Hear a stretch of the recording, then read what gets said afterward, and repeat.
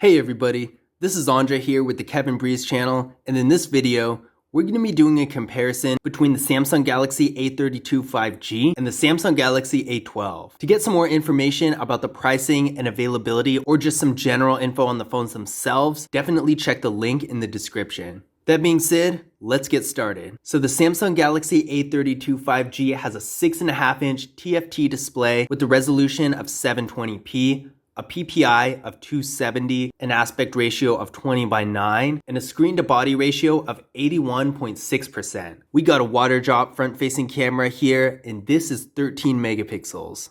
The Samsung Galaxy A12 has a 6.5-inch PLS IPS LCD display with a resolution of 720p, a PPI of 264, an aspect ratio of 20:9, and a screen-to-body ratio of 85.5%. We have the same style with that water drop front-facing camera, and this one is 8 megapixels. Now, I really don't like the water drop front-facing cameras. I think they make the phones look a little bit cheap and a little older. I prefer the hole punch design a lot, and since other Samsung Galaxy A series phones do have hole punch cameras, I'm not quite sure why they didn't just change all of them, so that is a little unfortunate. As far as the display goes itself, it's pretty much going to be the same. There's a little bit of a difference in PPI, but at the end of the day, there's really not going to be a huge difference like there would be if one of the phones had a Super AMOLED or anything like that, which neither of them do. So for all intents and purposes, it is the same. The only thing I would say is the Samsung Galaxy A12 has a slightly better screen-to-body ratio. So the bezels, as you can really see here, are thinner with the A12. Overall, the A12 itself is a little bit thinner and more sleek looking than the Samsung Galaxy A32 5G. So that is an advantage it has. But at the same time, compared to other Samsung Galaxy A series, both phones are a little bit on the thicker side, with thicker bezels and more clunky looks. I would say the designs of these phones are mediocre at best. I don't think they look very good. The materials really don't feel very premium at all, although the Samsung Galaxy A12 does feel a little bit better. Now, the Samsung Galaxy A32 5G is getting 128 gigabytes of internal storage with microSD expansion, and the Samsung Galaxy A12 is getting 64 gigabytes of internal storage with microSD card expansion. So big difference here. The Samsung Galaxy A32 5G definitely has a huge advantage, having double the space of the Samsung Galaxy A12. So that's a really good thing on part of the Samsung Galaxy A32 5G. These days, with the system getting larger and larger, it's definitely nice that both of these phones have a decent amount of storage. But that being said, I do think it's good to get as much storage as you possibly can. So the Samsung Galaxy A32 5G definitely has an advantage here. Now, neither of these phones have wireless charging, which is too bad. That is a feature that's typically for flagship phones, but I would like to see it in the future being implemented on more mid-range and lower level phones like these. That being said, both of them have a fingerprint scanner right here on the power button, which I think this is the best spot for a fingerprint scanner. You really can't go wrong with it. By default, these phones don't even wake up if you tap the screen. You actually have to go into settings and set it to do that. So assuming you haven't done that yet, you're gonna have to touch the power button anyway to even open the screen. So even if you have face unlock or something like that, this fingerprint scanner is still going to be the fastest way possible to open the phone. Not only is the placement great, but they're really fast and responsive as well. See, I just unlocked the phone as I was speaking. Let's try that one more time. There we go. As you can see, this fingerprint scanner is really fast and convenient. And it's the same thing with the Samsung Galaxy A12. Right now it's locked, and now it's not. One more time. So these fingerprint scanners are really great, really convenient and easy to use. I definitely am a big fan. Now, taking a look at these camera setups, the Samsung Galaxy A32 5G has a 48 megapixel rear camera, an 8 megapixel ultra wide camera, a 2 megapixel depth sensing camera, and a 5 megapixel macro camera. The Samsung Galaxy A12 has a 48 megapixel rear camera as well, 5 megapixel ultra wide camera, a 2 megapixel depth sensing camera, and a 2 megapixel macro camera.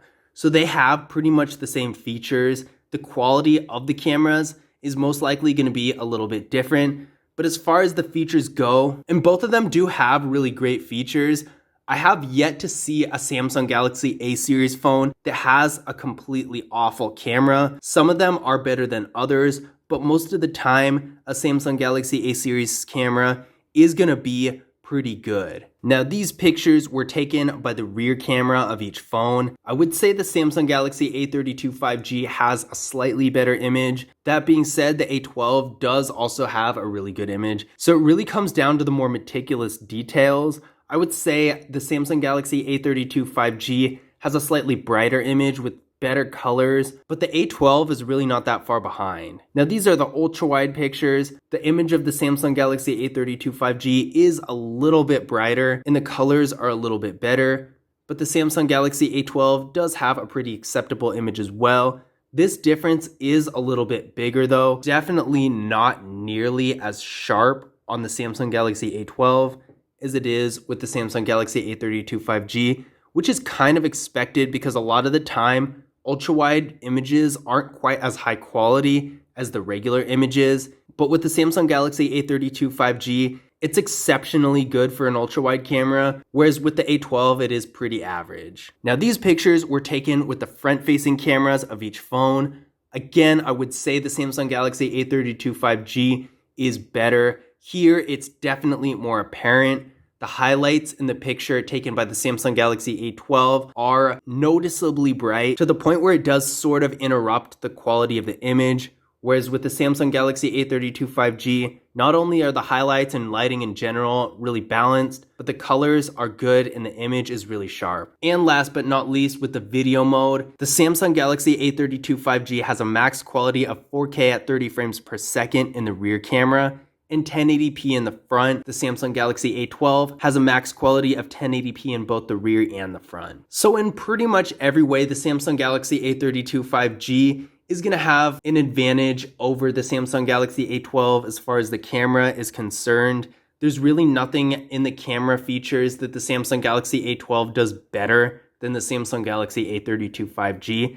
That being said, the Samsung Galaxy A12 definitely does hold its own, and it does have a great camera as well. Now, internally, the Samsung Galaxy A32 5G is getting 6 GB of RAM with the MediaTek Dimensity 720 5G processor. We ran Geekbench 5 benchmark tests on both of these phones, and the Samsung Galaxy A32 5G came out with a single core score of 472 and a multi-core score of 1520. The Samsung Galaxy A12 is getting 4 GB of RAM with the MediaTek Helio P35 processor, came back with a single core score of 169 and a multi-core score of 965. Now, this is actually a pretty considerable difference. I wouldn't do a whole lot of intensive activities with the Samsung Galaxy A12. Stuff like video editing and gaming, I would probably try to avoid with this device. The Samsung Galaxy A32 5G, however, is going to be able to handle a lot more. Video editing and gaming is definitely possible on this phone. I still wouldn't go super high, depending on which video editing software you're using or which game you're playing. I wouldn't do things that are super demanding on the RAM or have complicated graphics, but it's definitely going to be able to handle a moderate amount of each activity. Whereas with the Samsung Galaxy A12, you're probably not going to be able to do those higher end things. To give you an idea of what this difference in processing power looks like, I'm going to do a quick demonstration. We're going to start by opening Google Chrome. So as we can see there, the Samsung Galaxy A32 5G was clearly faster. You can definitely see the difference there. The Samsung Galaxy A32 5G did pull up Chrome and sat there for a couple seconds while the Samsung Galaxy A12 was loading. So it's definitely a very clear difference. Let's try a web page and see if that difference still remains. So that one was a little bit closer, but again, the Samsung Galaxy A32 5G is faster in general. Now, these phones actually have pretty much the same battery with a 5000 milliamp hour battery that supports 15 watt fast charging. So this is a huge advantage these two phones have over many other phones that don't have such a big battery. You can't really get any bigger than a 5000 milliamp hour battery these days. So these phones are really at the top as far as that goes. This means that not only will they get more life per charge, but over time as the battery degrades, they're going to get a lot more longevity. than say an iPhone with a 2815 milliamp hour battery that's going to degrade a lot faster. Now in conclusion, which of these is the better device? I definitely would say the Samsung Galaxy A32 5G is the clear winner over the Samsung Galaxy A12. Not only does it have a better processor, but it also has a lot more internal storage and a much better camera as well. That being said, the Samsung Galaxy A12 is still a great phone with a decent display, a decent amount of storage, a really good camera, and a processor that's not half bad either. So definitely, if you're only doing basic activities, nothing beyond content consumption and web browsing, then either of these phones is going to work out fine for you, although the Samsung Galaxy A32 5G is going to be a little bit faster. But if you're doing the more high-end activities, I would definitely say the Samsung Galaxy A32 5G is going to fit your needs a bit better. Again, if you want any more information about the pricing and availability of the phones, or just to learn more about the devices themselves, definitely check the link in the description and watch the full reviews of the devices on the channel. But I hope you guys enjoyed the video. If you did, definitely leave a thumbs up and subscribe. And as always, I'll see you guys in the next video.